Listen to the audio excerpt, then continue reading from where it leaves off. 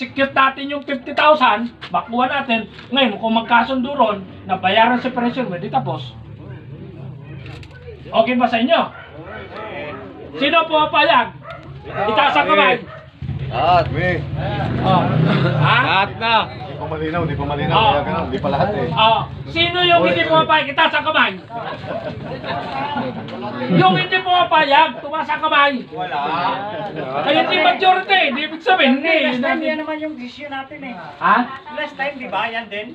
Daan natin mismo kay arbiter. Direct. Iba to. Oh, motion to set case for hearing tayo for possible settlement. Motion for execution tayo doon sa 50,000. Pero tuloy pa rin yung Supreme. At tuloy yun. Walang withdrawan doon. Oh. Kaya nga ito i-file na muna natin para hindi tayo kakapapa, hindi tayo diretso ang laban, then mag-file tayo ng motion for execution doon sa 50,000 for possible settlement. Oh. Okay ba yun? Ngayon, kung ibigay nila yung 50,000, hindi pa tapos ang kaso, di kunin. O, di ba? Napakinabangan nyo yung 50 mil, at kung magkaroon man ng settlement, ng bayaran ng separation, good. Di tapos. O, yun, iba yun. Idadaan natin sa legal na proseso. O, walang pakiusapan to. So, Ang tanong, makakapunta ba lahat?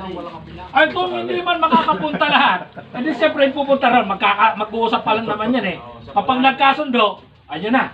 Lahat na yun. Papatawa, obligado nang pumunta kay lahat. Oo. Pila pa yan. Hindi, ang apila, nandun nga ang kaso natin sa Korte Suprema na eh. Korte Suprema. Korte Suprema. Okay? Oh. Kasi wala namang mawawala eh. Yung 50,000 nandyan, may decision, di ba? Oh, ang laban nyo, itinas natin sa Korte Suprema, tuloy ang laban. Mag-file tayo ng execution para doon sa 50,000 para makuha nyo, magamit nyo. O, diba? Mahirap yun. Then, Mahirap yung tatanggapin na namin yung 50,000. Baka yun kahuli-hulihan na eh. ay tuloy naman ang kaso. Eh kung ang pagbasihan na nga Ay, itinigil hindi tumanggap naman na po, ng pera ng kasi tao. iba yung ang in-execute natin yung 50,000. Iba yung kaso natin. Hindi makaka-apekto yun. Ay, hindi po makakapekto. Oh. Wala pong epekto yan. Kasi naman tayo yung gawin na makuha na naman yung 50,000. Oh, di ba? Oh. Bagas to. Oh, gawin na muna natin yun. Ngayon, kung tatanong kasi ang tanong dito sa likod, nila kuya, ay kung makakapekto. Hindi po. Hindi, maganda na ako yung malinaw. Baka mamaya makuha. Hindi, sasabihin ko sa inyo. Hindi ko gagawin ng isang bagay na magkakaroon ng epekto. Maganda ako yung malinaw. Oh, hindi po magkakaroon ng Tagal epekto. na ng laban. Ang kagandahan lang doon, package sana yon. Kung pumayag sila, bayaran separation pay, plus yung 50,000, di tapos. Oh.